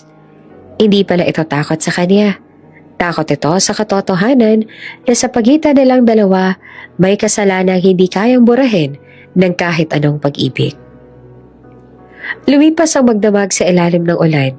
Hindi niya alam kung ilang oras na siya naglalakad, pero ang puso niya ay parang tinadtad ng salitang imposible. Paano mo mamahalin ng babaeng naging dahilan ng pagkamatay ng iyong sariling ina? Ngayon, wala na siyang direksyon. Hindi niya alam kung dapat ba siyang magalit o magdalamhati. Dahil kahit puno siya ng puot, mahal pa rin niya si Clarissa. Kinabukasan, nagising siya sa loob ng lumang kapilya sa labas ng Florence. May madre na nag-abot sa kanya ng kumot. "You were crying in your sleep," sabi nito. "You said a name, Clarissa." Ngumiti siya na mapait. "Yes, she was everything I loved. And everything I lost." Pag-alis ng madre, pumingin siya sa altar at marahang nagsalita. "Kung ito ang kapalit ng pagmamahal ko, sana kaya ko pa rin magpatawad." Ngunit habang tinitingnan niya ang krus sa itaas, alam niyang ang sugat na iyon ang katotohanang nalaman niya ay hindi nagagaling kailanman. Sa sandaling iyon, tuluyan ang nabasag si Leonardo. Ang lalaking marangal, mahinahon at puno ng pag-asa, ngayon ay isa ng sirang kaluluwa. Pinulit ng pag-ibig na mali sa simula pa lamang. At sa katahimikan ng kapilya, ang tanging naririnig na lang ay mahina niyang bulong. "Clarissa, ikaw pala." Paglapag ni Leonardo sa Pilipinas, tila may apoy na nag-aalab sa dibdib niya. Galit, sakit at pagkadismaya. Wala nang malamig na Italianong sanay magpigil ng emosyon. Ang bumabalik ay isang lalaking halos lamunin ng puot. Pagdating sa kanyang bahay, agad niyang binuksan ang drawer kung saan nakatagpo ang mga larawan nila ni Clarissa. May ngiti, yakap, tawanan. Lahat ng iyon ay parang mga kutsilyong bumabaon sa puso niya.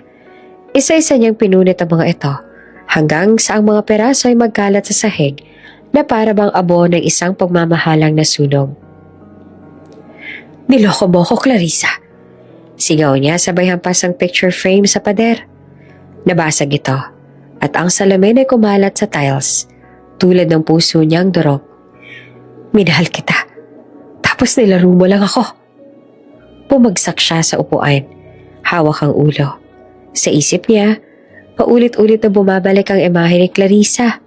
Ang mga ngiti, ang mga luha, ang halik sa ilalim ng ulan. Lahat ngayon ay lason na lamang. Alaala ng isang kasinungalingan. Ilang araw siya nagkulong sa loob ng kondo. Walang tulog, walang kain. Tanging alak at galit ang bumubuhay sa kanya. Ngunit kahit ilang baso pa ng alak ang inumin niya, hindi nito kayang lunurin ang katotohanan. She used me. She used my feelings. Paulit-ulit niyang sinasabi iyon, pero sa dulo ng bawat paghinga, may isang boses na bulong sa kanya. Hindi siya ganon. Hanggang sa isang araw na pagpasyahan niyang harapin ang lahat. Bumalik siya sa ospital kung saan unang nagtagpo ang kanilang mga mundo. Ang lugar na ngayon ay puno ng alaala, ng tawa, at ng mga gabi ng pag-aalaga. Pagpasok niya sa lobby ng ospital, tila bumigat ang hangin. Ang bawat nurse na dumaraan ay parang paalala ng mga araw na nakaupo si Clarissa sa tabi niya. May dalang kape at kwento. Ngayon, wala na siya. Ngunit baka may makakaalam kung nasa nito. "Excuse me," sabi niya sa isang staff. "Do you know a woman named Clarissa de la Cruz?" She used to work here as a janitress. Bago pa makasagot ang staff, may isang babaeng lumapit. Maayos ang uniforme, may matalim ngunit mabait na tingin. I know her, sabi nito. I'm Mira Laksamana, her friend. Tumingin si Leonardo sa kanya, puno ng pag-asa at pangamba. Nasaan siya? Nagbuntong hininga si Mira. Naku, wala na siya rito. She resigned weeks ago. Umalis siya ng walang paalam? After everything? Tahimik si Mira bago sumagot. She left because she found out the truth. Truth? Mariing tanong ni Leonardo. Anong truth? Na ikaw, anak ni Don Vittorio Moretti. Parang tumigil ang mundo. Pumintig muli ang galit sa loob niya. So she knew. That's why she ran away. Umiling si Mira. Kalmado pero matigas ang tinig. She didn't run away because of guilt, Leonardo. She left because she didn't want to hurt you. Umiling si Leonardo. Halos mapatawa sa inis. Hurt me? But she already did. She didn't even know your father was married. Balik ni Mira. Mas tumalim ang tono. She was also a victim. Your father abused her. Sinira siya. And when she found out the truth, she hated herself more than anyone ever could. Natigilan si Leonardo. Para siyang minuhusan ng malamig na tubig. Liar. Mahina niyang sabi. That's impossible. My father, he's strict. But he's not capable of hurting someone? Putol ni Mira. May halong luha mga mata. He hurt her, Leonardo. Hindi lang katawan, kundi pagkatao. Clarissa told me everything before she left. Hindi niya sinadya na magmahal ulit, lalo na sa'yo. Pero nang malaman niyang ikaw ang anak ng lalaking sumira sa kanya, she broke. Tahimik si Leonardo.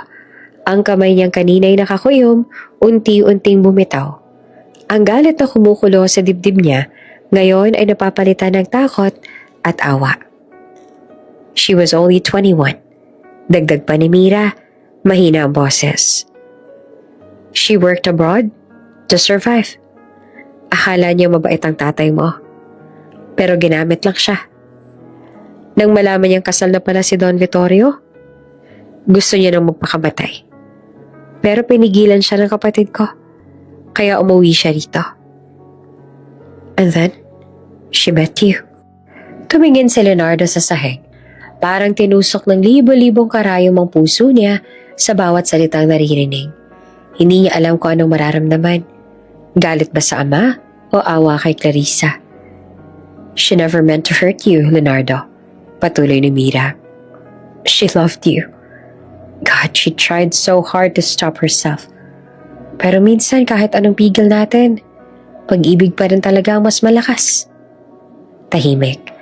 Tanging tunog ng aircon at mga yapak ng dumadaang nurse ang maririnig. Si Leonardo ay nakatingin sa kamay niyang nanginginig. She was a victim. Mahina niyang sabi. Yes, tugon ni Mira. She forgave your father. Kahit hindi niya kailanman binigyan ng hustisya ang sarili niya. That's why she left. She didn't want to ruin you too. Unti-unti pumatak ang luha sa pisngi ni Leonardo. Sa unang pagkakataon, mula nang malaman niya ang lahat, hindi nagalit ang namutawi sa dibdib niya, kundi awa. Awa sa babaeng minahal niya ng buo, ngunit binigyan ng mundo ng pahirap imbes sa pag-asa. Where is she now? Tanong niya na paos ang boses. Umiling si Mira. Hindi ko alam. Last I heard, umalis siya papuntang Batangas. Maybe she wanted peace. Napahawak naman si Leonardo sa dibdib. Tila nahihirapang huminga.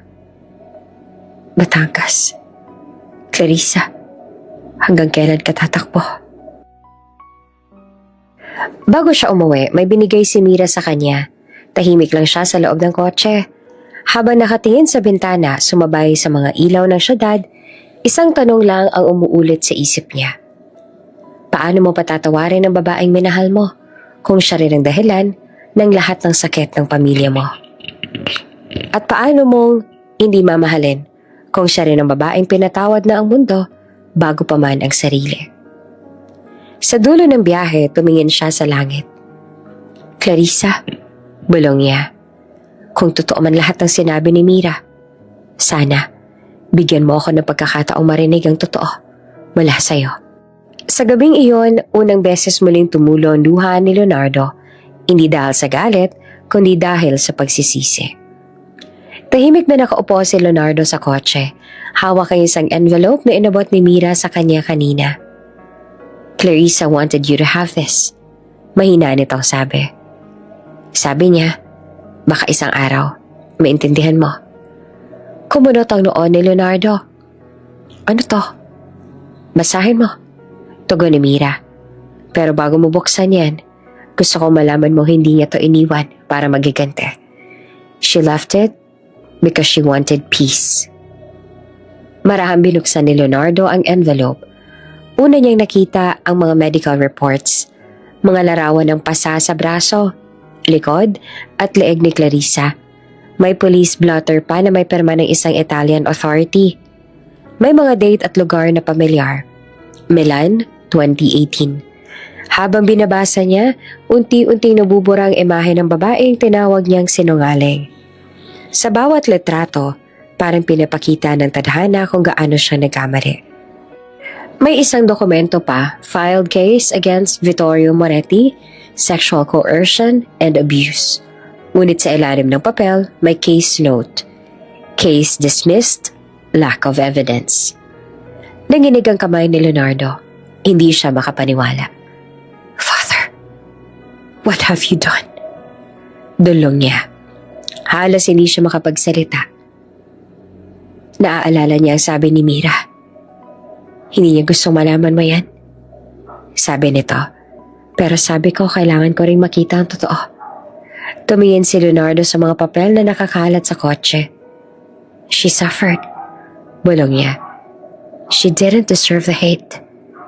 Hindi agad nakasagot si Leonardo. Ang mga mata niya ay namumula, puno ng luha at hiya. Naaalala niya, bigla ang takot sa mga mata ng kanyang ina.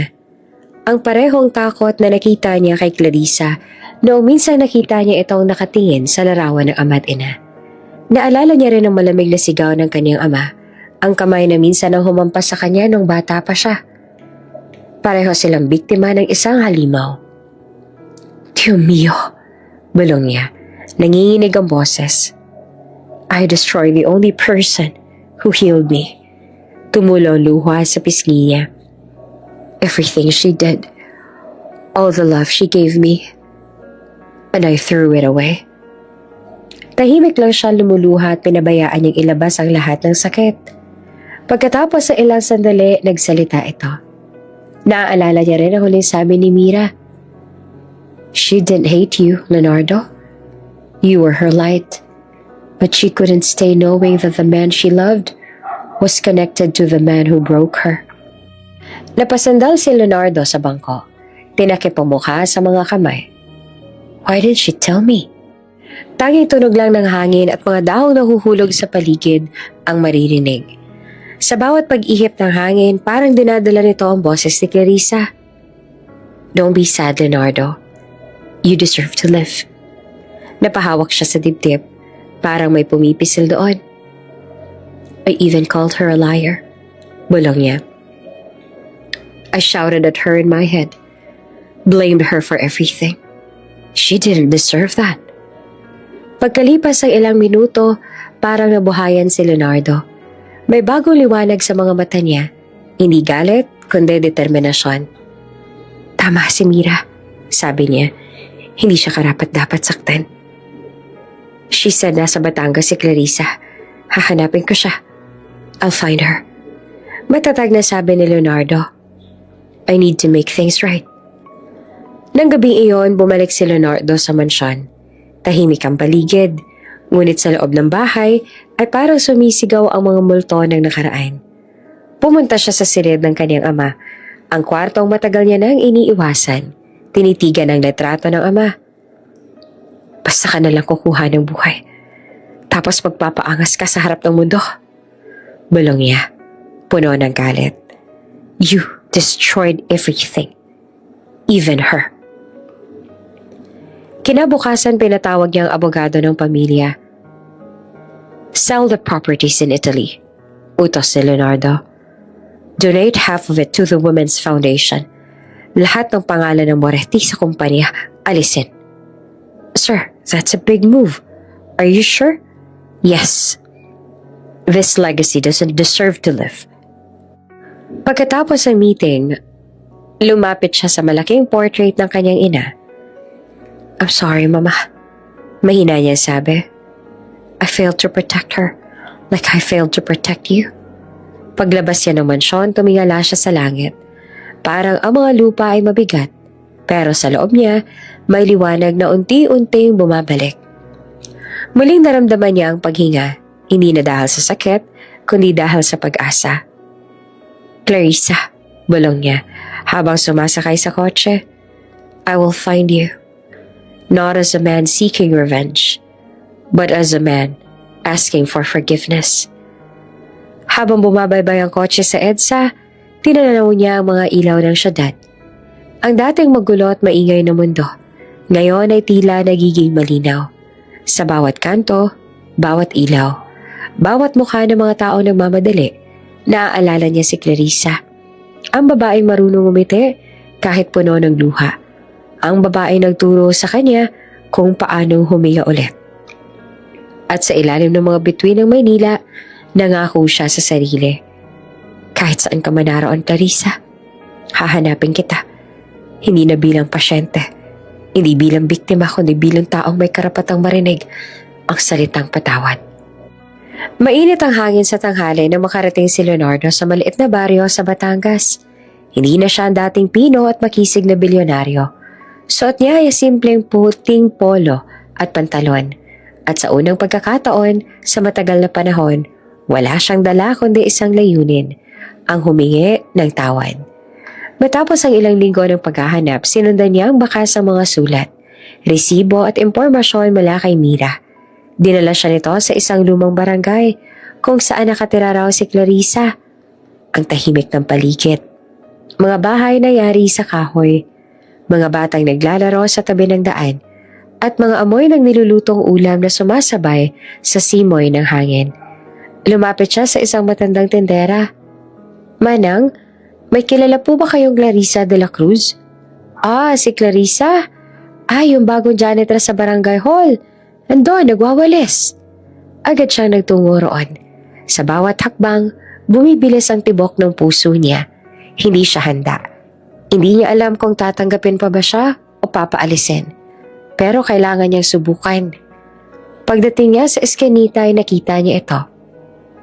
Si Clarissa, payat, maputla, at tila laging pagod. Pero nandun pa rin ang kababaang loob sa bawat galaw niya. Nakasuot siya ng simpleng t-shirt at maong. Ang buhok ay nakapusod at sa kanyang mga mata, may kapayapaang dulot ng pagtanggap. Clarissa, mahina ngunit nanginginig na tawag ni Leonardo. Napalingon siya at sa isang iglap, tila huminto ang mundo. Ang hangin, ang ingay ng mga bata, pati tibok ng puso niya, lahat ay parang natigil. Leonardo, halos bulong ni Clarissa, halatang hindi siya makapaniwala. Bakit ka nandito? Lumapit siya at mabagal na natatakot na baka maglahong babae sa harap niya. Para humingi ng tawad. Hindi mo kailangan. Hindi. Kailangan ko. Huminga siya ng malalim. Clarissa, nalaman ko na ang lahat. Ang totoo, si Papa, siyang nanakit sa'yo. At ako nagparusa sa taong wala namang kasalanan. Hindi mo kasalanan ang ginawa niya. Tumulo ang luha ni Clarissa, ngunit hindi na iyon luha ng galit, kundi ng pagod. Pareho tayo sugatan, Leonardo. Pareho tayong biktima.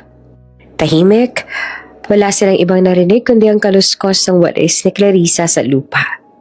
Sa pagitan ng mga salitang yon, tila gumaan ang bigat na matagal na lang pinasan. Alam mo, wika ni Clarissa matapos ang ilang sandali. Matagal kong tinanong kung bakit ako minahal ng anak ng taong sumira sa akin. Pero siguro ganun talaga ang tadhana. Minsan, ang taong akala mong magpapaalala ng sakit, siya rin pala magiging lunas. Lumapit si Leonardo ng mas malapit. Halos abot niya na ang kamay nito. Hindi ko hinihingi ang tadhana, pero pipiliin pa rin kita. Kahit gaano pa kasakit ang nakaraan. Umiling si Clarissa, pilit nang umingiti. Hindi yung ganong kadali. Ang mga sugat, kailangan mo nang magilom bago mo ulit hawakan. Then let me stay, sabi ni Leonardo. Halos pabulong. Hayaan mong ako maghintay hanggang sa mawala ang sakit. Hindi bilang amo, hindi bilang anak ng ama ko, kundi bilang isang lalaki nagkamali at gustong itama ang lahat. Tumingin si Clarissa sa kanya. Matagal, may mga matang puno ng takot at pag-aalinlangan. Pero sa ilalim nito, may liwanag ng pag-asa. Hindi ko alam, Leonardo. Natatakot pa rin ako. Natatakot din ako noon, sagot niya. Pero mas natatakot ako mabuhay nang wala ka. Sa sandaling iyon, napahinga ng malalim si Clarissa. Wala ng ulan, wala ng luha. Tanging araw na sumisikat sa pagitan nila. Unti-unti siyang lumapit. Hawak pa rin ang walis. Ngunit ngayon, bumitaw siya rito. Magkalapit na silang dalawa. Hindi na sila mga taong nagtagpo sa ospital. Puno ng hiya at lihim. Sila na ngayon ang dalawang taong nagdaang sugatan. Ngunit natutong bumangon. Leonardo, bulong ni Clarissa. Kung mananatili ka bilang ikaw, hindi bilang tagapagligtas. Ngumiti naman siya. Hindi ko kailanman gustong iligtas ka. Ang gusto ko lang ay makasama ka. At sa pagitan ng mga salitang yon, muling nagtagpo ang dalawang pusong basag. Ngayon ay handang maghilom. Tahimik silang nagyakap, hindi bilang pagtakas kundi bilang pagtanggap. Sa malayo, naririnig ang mga batang nagtatawanan. Ang tunog ng dagat na sumasalpok sa dalampasigan at ang mga ibong dumadapo sa puno. Buhay muli ang paligid. Sa isip ni Leonardo, naglaro ang isang pangako. Hindi na kita iiwan, Clarissa. Hindi na kita sasaktan. At sa wakas, sa ilalim ng araw natagpuan nila ang bagay na matagal nang nawala. Ang katahimikan ng dalawang pusong nagmahal, nasaktan at muli nagkita para maghilom. Tahimik ang silid habang magkatabi sila nakaupo ni Clarissa at Leonardo. Nakatuon sa mga dokumento na nakakalat sa lamesa. Ang mga papel ay naglalaman ng mga ebidensya. Mga medical record, police reports, at larawan ng mga pasahan ni Clarissa. Hindi na ito basta lang alaala ng sakit. Ito na ang kanilang sandata laban sa taong sumira sa kanilang kapayapaan. Hindi sapat ang luha. Mahinahong sabi ni Leonardo. Hawak ang isa sa mga larawan. Kailangan nating lumaban. Kailangan niyang managot sa lahat ng ginawa niya. Hindi lang para sa'yo, kundi para sa lahat ng nasaktan niya. Para kay Mama. Tumango si Clarissa, puno ng determinasyon. We'll bring him to justice. Hindi ko nahahayaan na may iba pang mabiktima si Don Vittorio. Tahimik silang nanatili ilang sandali. Tinitingnan ang bawat dokumento. Habang dahan-dahan nagbabalik ang tiwala sa isa't isa. Si Leonardo, dating bilyonaryo na pinuno ngunit minsan natakot sa sarili niyang pamilya. Ngayon ay nakatayo bilang katuwang ni Clarissa. Ang dating babae na laging umiiyak sa dilim, ngayon ay matapang na humaharap sa nakaraan. I still have connections in Italy, sabi ni Leonardo na bahagyang umiti. I have few lawyers and friends who can help us. We'll use my power to destroy his evil. Napangiti naman si Clarissa sa sinabi niya. Hindi ko akalaing ganito kakalakas. At handa kang gamitin ang impluwensya mo para sa tama. Hindi to para sa akin. Para sa'yo to at kay Mama. Para sa hustisya. Para sa lahat na hindi makapagsalita noon. Habang nag-uusap sila, unti-unting nabuo ang plano. Ipinadala ni Leonardo ang kopya ng mga dokumento sa Milan, kung saan may kaibigan siyang abogado na magbabantay sa kaso. Si Clarissa naman ay nagsasaayos ng testimonya mula sa iba pang biktima, mga dating empleyado, nurse at ilang kababaihan na naloko at pinagsamantalahan. Sa bawat hakbang, ramdam niya pareho ang pagbabago sa isa't isa. Ang takot na minsang bumabalot sa kanila ay unti-unti napapalitan ng tapang.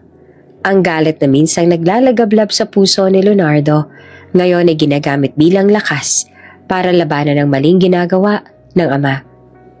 Kapag natapos ito, wika ni Clarissa habang inaayos ang mga dokumento, I want to forget all the pain. Not because I wish to escape, but because I want to live again, freely. Tumango naman si Leonardo, hinawakan ang kamay niya. At gusto kong makasama ka sa bagong buhay na yon. Hindi bilang anak ng Moretti, kundi bilang Leonardo na matuto at magtaguyod ka ng tama. Ngumiti naman si Clarissa, may halong pagod at pag-asa. Hindi pa rin madali, pero sa'yo, parang mas kaya kong harapin.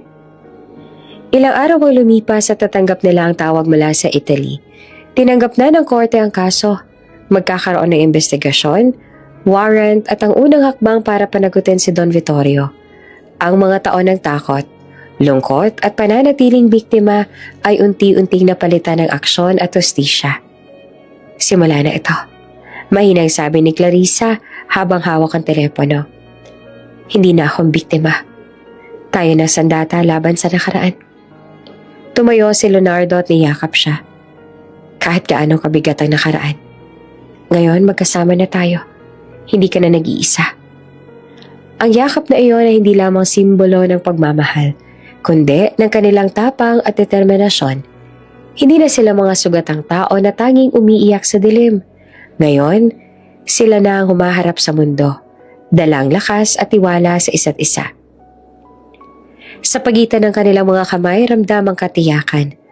Ang bawat hakbang na gagawin nila ay para sa tama, para sa hustisya, at para sa pagbabalik ng kapayapaan sa buhay nilang parehong nasaktan. Tahimik silang nanatili, nakatingin sa mga dokumento at sa isa't isa na may iisang pangako sa puso. Hindi na sila susuko. Hindi na sila magiging biktima. Sila na ang sandata. Ang katapangan, karunungan at pagmamahal ay naging armas laban sa kasamaan. At sa gabi ng kanilang unang plano, habang nakaupo sa ilalim ng maliwanag na ilaw, may bagong pag-asa sa mga mata nilang dalawa. Ang nakaraan ay hindi nahadlang, kundi dahilan para magsimulang muli. Muling nagtagpo ang kanilang mga kamay sa gitna ng mesa. Handa ka na ba, Leonardo? Tanong ni Clarissa.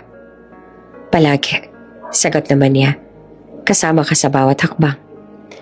At sa simpleng yakap na iyon, nagsimula ang bagong kabanata ng kanilang buhay. Isang laban para sa hustisya, para sa kanilang sarili, at para sa lahat ng naging biktima ng kasamaan. Ngayon, hindi na sila takot. Sila ang lakas. Hindi na sila biktima, sila ang sandata. Tahimik ang courtroom habang unti-unting minubuksan ng mga dokumento at larawan na inihanda ni Leonardo at Clarissa. Sa bawat imahe ng pasa, sugat at takot sa mata ng mga biktima, ramdam ng lahat ang bigat ng kasamaan ni Don Vittorio. Nagingit-ngit sa galit ang matandang Moretti. Nanginginig ang mga kamay habang pinapanood ang ebidensya na nagpapakita ng lahat ng pang-aabuso at pananakot niya sa mga kababaihan, sa mga empleyado, at sa mismong pamilya niya. Subalit sa kabila ng kanyang galit, wala siyang matibay na ebidensya. Si Clarissa ay nakaupo sa tabi ni Leonardo, hawak ang kamay nito. Ramdam ang tibok ng bawat puso nila. Justice is not revenge. Mahina niyang sabi, halos bulong. It's peace. Tumango naman si Leonardo. Tinatanaw ang mukha ng ina sa lumang larawan na lagi niyang iniingatan sa wallet. Mama, bulong niya sa sarili na parang ipinapahayag sa kalangitan ang kaniyang tagumpay at ang wakas ng kanilang sakit. Habang pinapakita ng abogado ang mga testimonya ng mga saksi, Tatay nurse, katulong at iba pang empleyado, muling lumitaw sa mata ni Leonardo ang bawat ngiti. Bawat halakhak ng ina na tila nawala sa kanya noon dahil sa pang-aabuso ng ama. Ngunit sa pagkakataong ito, hindi siya nag-iisa. Si Clarissa ang kasama niya sa bawat hakbang. Ang babaeng minsan naging dahilan para muling maniwala siya sa kabutihan ng mundo.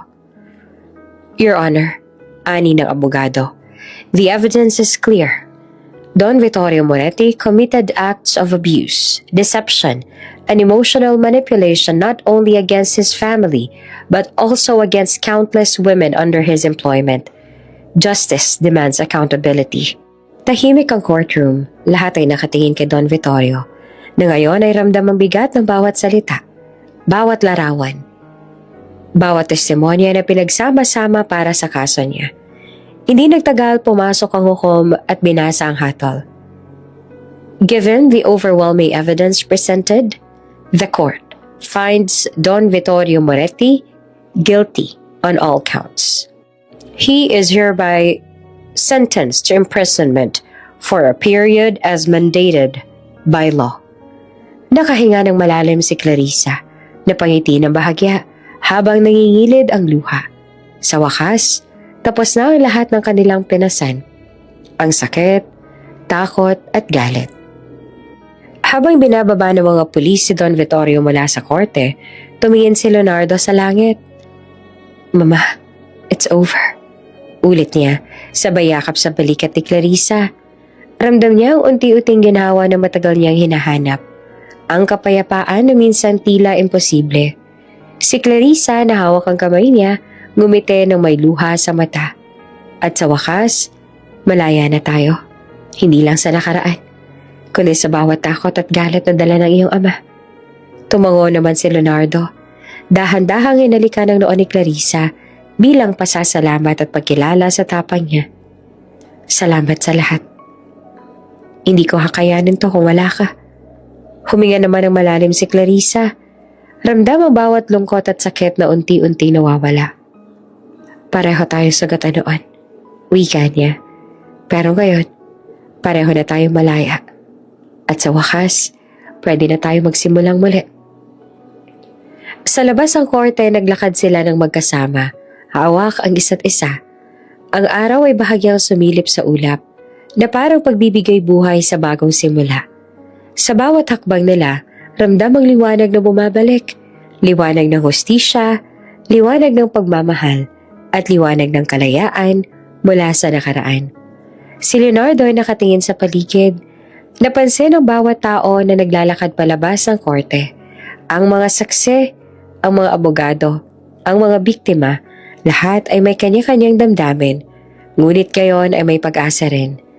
Napagtanto niya na ang kanilang laban ay hindi lamang para sa kanila, kundi para sa lahat ng hindi nakapagsasalita noon. Tapos na ang lahat ng sakit, Leonardo. Mahinang sabi ni Clarissa habang pinapawi ang luha sa pisngi niya.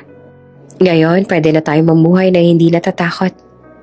Sa wakas, matapos ang lahat, may kapayapaan na sa kanilang puso.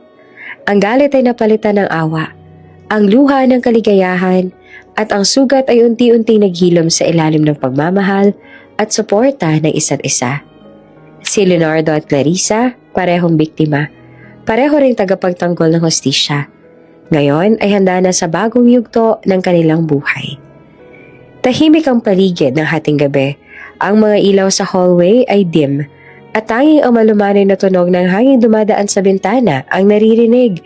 Nakaupo si Clarissa sa tabi ng bintana, hawak ang tasa ng mainit na tsaa habang iniisip ang lahat ng nangyayari sa nakaraang mga linggo. Sa wakas, nahatulan na si Don Vittorio at nakulong. Subalit sa kabila ng hustisyang iyon, ramdam niya na may sugat pa rin sa kanyang puso na hindi basta-basta malulunasan ng kahit anong korte o hatol. Lumapit si Leonardo. Tahimik, ngunit ramdam ang bigat ng bawat hakbang. Nakita ni Clarissa ang lungkot sa mga mata niya, ang parehong lungkot na dati niyang nakita. Ngunit ngayon ay may halo ring kaluwagan at pag-asa. Leonardo, mahina niyang sabi, hawak ang kanyang mga kamay. We need to heal separately. Too many ghosts between us. Tumango ang lalaki. Halatang may bighate sa kanyang puso, ngunit pumapayag sa katotohanan iyon. Maybe someday, we'll meet again, without pain. Sa sandaling iyon, walang sino man ang nagsalita. Ang tanging naririnig lamang ay ang tibok ng puso nilang dalawa. Isang ritmong puno ng alaala, galit at sakit, at pagmamahal na hindi matitinag kahit ng panahon. Dahan-dahang yumakap si Leonardo at Clarissa. Mahigpit, parang huling pagkakataon sa isang pelikula. Ramdam ni Clarissa ang init at tibay ng lalaki, ngunit alam niya sa sarili na ang pinakamahalagang hakbang ay ang pagpapalaya sa isa't isa. Te amo, Clarissa, bulong ni Leonardo na puno ng damdamin. Te amo, Leonardo, napangiti naman si Clarissa. Bahagyang nangilid ang luha sa pisngi. Pero mas mahal ko ngayon ang sarili ko. Wika niya at dahan-dahang naglakad palayo. Iniwan si Leonardo sa gitna ng silid na puno ng alaala at emosyon. Lumabas siya sa mansyon, huminga ng malalim, at naramdaman ang malamig na hangin na parang nagwalis sa natitirang kalungkutan sa kanyang puso. Para sa unang pagkakataon, pakiramdam niya ay malaya. Malaya mula sa takot, galit, at sakit. Si Leonardo habang nakatingin sa pinto kung saan naglakad si Clarissa, ramdam ang parehong kalayaan at lungkot. Alam niyang kailangan niyang maghilom rin, hindi lamang para kay Clarissa, kundi para sa kanyang sarili. Sa unang pagkakataon, pareho silang may pagkakataong magsimulang muli, ng buo at malaya, nang hindi natatakot magmahal. Sa mga sumunod na araw, si Clarissa ay bumalik sa kanyang tahimik na buhay sa baryo sa Batangas. Dito niya muling natutunan ng simpleng saya, ang pagtulong sa mga kapitbahay, ang pagwawali sa eskinita, at ang pag-aalaga sa sarili. Ang bawat hakbang ay isang paalala na ang kalayaan ay hindi lamang tungkol sa katawan, kundi sa damdamin at isip. Samantala si Leonardo naman ay naglaan ng oras para sa sarili sa Italy. Pinangisiwaan niya ang mga proyekto ng kanyang Mental Health Foundation. Ngunit higit sa lahat, pinayagan niya maghilom ang kanyang kaluluwa. Minsan naglalakad siya sa hardin, iniisip ang mga alaala ni Clarissa. Ang mga ngiti, ang halakhak, at kahit ang luha. At napagtanto niyang ito ang naging dahilan para siya ay muling mabuhay. Sa bawat lihim na sandali, ramdam nila pareho ang koneksyon na hindi na nila kailangan ipaliwanag. Hindi ito tungkol sa pag-aari o pagmamay-ari, kundi sa respeto at pagmamahal at pagpapahalaga sa sariling kalayaan.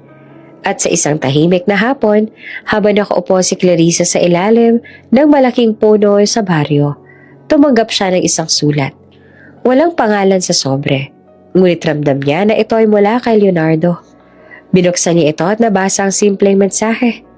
For my healer, because of you, I've learned to live again. Thank you. Napangiti naman si Clarissa at sa unang pagkakataon sa mahabang panahon, buong puso niyang naramdaman ang kapayapaan. Ang sugat ay unti-unting naghilom at ang puso niya ay handa ng magmahal nang hindi natatakot. Ang hindi iniisip ang nakaraan.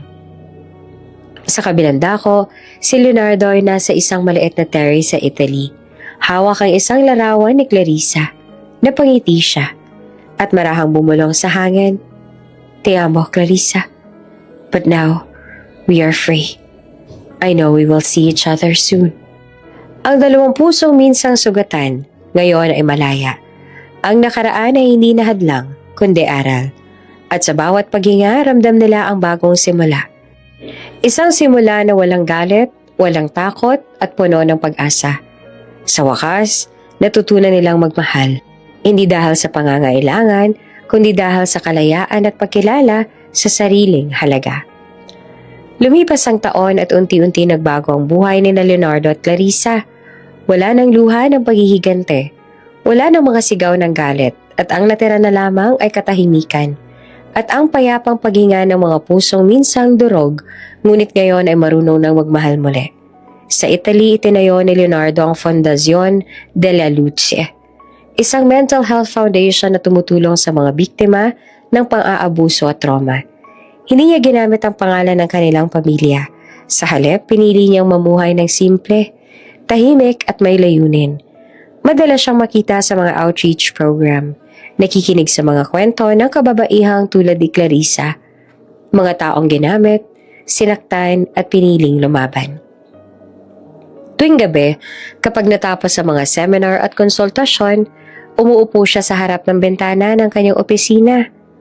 Tanaw ang mga bituin sa ibabaw ng Florence. Dala niya ang larawan ni Clarissa, isang lumang litrato na kuha noong masaya pa sila. Sa ilalim ng araw sa Batangas, sa tabi ng larawan, nakalagay ang maliit na papel na may note. 1 taon ang nakalipas. For my healer, because of you, I learned to live again. Samantala sa Pilipinas, si Clarissa ay may sarili na ring tahanan ng pag-asa. Sa Batangas, nagtayo siya ng maliit na shelter para sa mga kababaihang OFW na naloko, iniwan o sinaktan ng kanilang mga amo sa abroad. Tinawag niya itong Bahay Liwanag, bilang alaala sa mga gabi ng dilim na kanyang dinaanan. Araw-araw, makikita siya nagtuturo ng mga simpleng kasanayan, pagtatahi, pagluluto at pangangalakal. Ngunit higit sa lahat, tinuturuan niya ang mga kababaihan kung paano magmahal sa sarili. Hindi masamang umiyak, madalas siyang sabi. Ang mahalaga, pagkatapos mong umiyak, bumangon ka. Minsan, habang nagwawalis siya sa harap ng shelter, may dumating na isang kartero. Ma'am Clarissa de la Cruz? Tanong nito. Opo, ako po iyon. Inabot ng lalaki ang isang sobre. Manipis, kulay kremang parang luma na. Sa sulok nito nakasulat ang mga salitang Italiano. Por la mia guaritrice, for my healer. Nanginig ang mga daliri ni Clarissa habang binubuksan ang liham. Sa loob ay isang simpleng papel lamang, ngunit sapat upang mapaluha siya. Te amo. Because of you, I learned how to live. Thank you for saving my soul. I hope someday, we see each other again.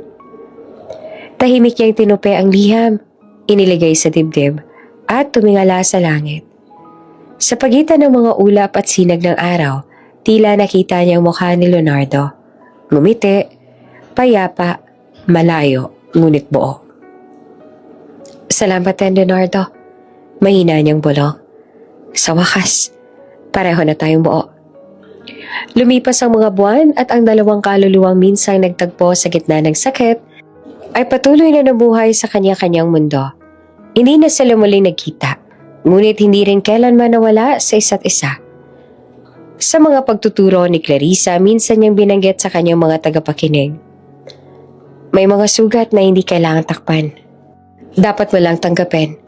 Kasi doon mo mararamdaman na buhay ka. At sa mga seminar naman ni Leonardo sa Italy, sinasabi rin niya sa kanyang mga estudyante, forgiveness is not forgetting. It's choosing peace over pain. Sa dalawang magkaibang panig ng mundo, pareho silang nagtuturo. Pareho nagpapagaling. Hindi lamang ng iba, kundi ng kanilang sarili. Isang gabi sa Batangas, habang nakaupo si Clarissa sa harap ng Bahay Liwanag, tanaw ang mga alitap-tap sa paligid ng hardin, napangiti siya. Gabi na naman, sabi niya sa sarili. Pero ngayong gabi, tahimik na. Sa parehong sandali, sa Italy si Leonardo ay nakaupo rin sa kanyang balkonahe. Tanaw ang buwan, hawak niya ang isa pang kopya ng sulat na ipinadala niya kay Clarissa. Ngumiti siya at bumulong. Buonanotte, Clarissa. Wherever you are, I know you're smiling too. Sa katahimikan ng gabi, parang narinig nila ang isa't isa. Isang mahinang tinig ng kapayapaan na tumatawid sa pagitan ng karagatan. Hindi na nila kailangang magsama para maging buo. Ang kanilang mga puso ay natutong tumibok muli. Hindi dahil sa isa't isa, kundi dahil sa paniniwalang kahit sa gitna ng dilim, may liwanag pa rin, naghihintay.